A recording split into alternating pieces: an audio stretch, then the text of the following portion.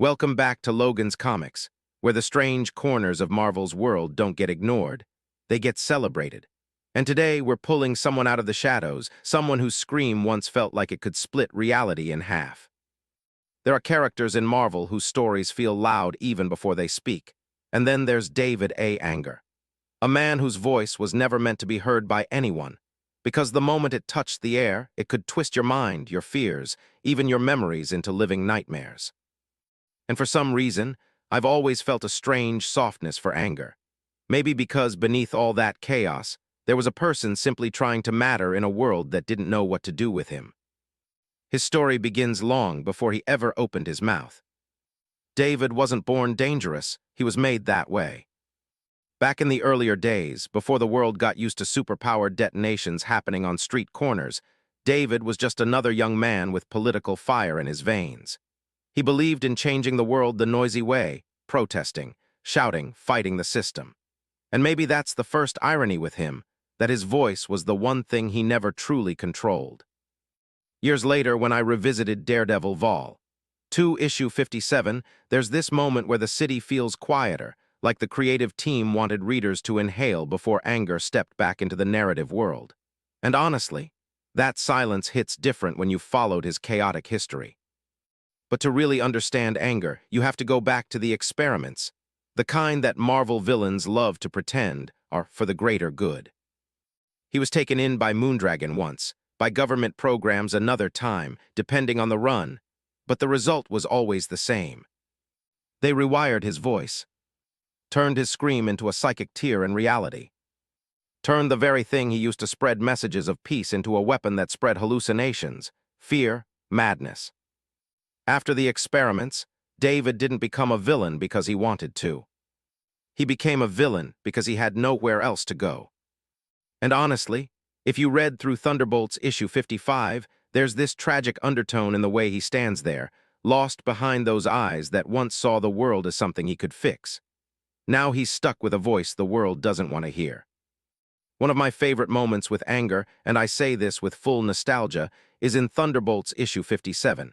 It's a weird issue, a little chaotic, a little messy, but it matches him perfectly. He's not a polished villain. He's not a mastermind. He's a walking accident of government ambition. And when he opens his mouth in that issue, reality bends. Colors distort. Characters see memories that don't belong to them. There's something painfully poetic in the way his power works. Most characters hurt the world with fists or beams. Angar hurts it with imagination, with illusions that feel too real, with fears people never asked to confront. And you can feel how much weight that puts on him. One scream, and the people around him collapse into their own nightmares.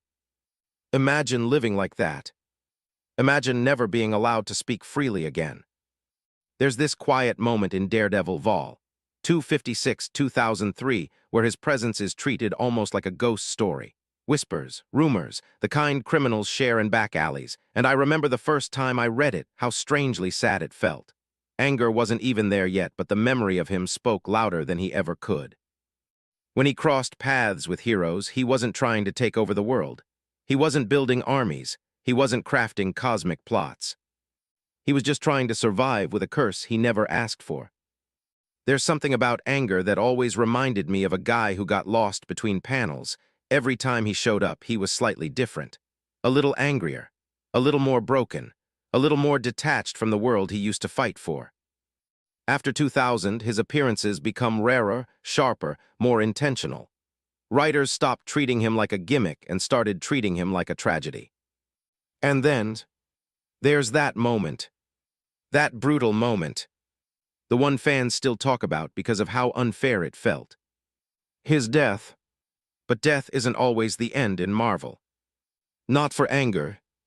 When Angar returns in Daredevil Vol. 2 issue 58, he isn't human anymore. The experiments, the psychic damage, the layers of trauma, they transform him into something else. He becomes Scream, a being of pure sonic torment, his voice no longer just a weapon, but a presence. A living storm of sound and memory and unresolved pain. It's one of those metamorphoses in Marvel that doesn't get enough credit. There's something so haunting about it, a man who once fought for peace becoming a wave of psychic violence. And the artwork, if you've read the issue, you know. The colors burst. The shapes melt. Reality almost feels offended he came back. Angar's evolution is one of Marvel's quiet tragedies, the kind that hides between bigger events, overshadowed by cosmic threats and universe collapses. But if you zoom in, if you really sit with his story, it hits deeper than most villains who get whole arcs devoted to them. Because Angar never truly chose chaos. He chose a cause. Then the world chose chaos for him. And somehow that's scarier than any supervillain masterplan. One thing you'll notice across his post-2000 appearances is this lingering question Marvel keeps asking. Was David ever really a villain, or was he just a man destroyed by the system? In Thunderbolts issue 60, he's almost treated like a rescue mission. Characters don't fear him, they pity him.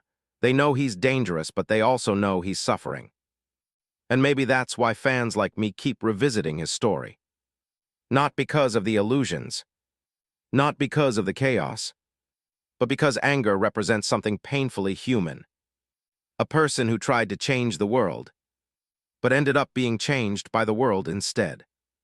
If someone asked me, why cover a character like Angar on Logan's comics? I'd say this. Because Marvel's world isn't just built from icons and legends. It's built from the broken ones too. The ones who never got the spotlight. The ones who slipped through the cracks. The ones whose tragedies flicker like small fires behind the supernovas. Angar reminds us that every voice, even the dangerous ones, started as something human. And maybe, somewhere buried beneath the psychic debris, beneath the screams, beneath the hallucinations, David A. Angar is still there, trying to say something the world never let him finish.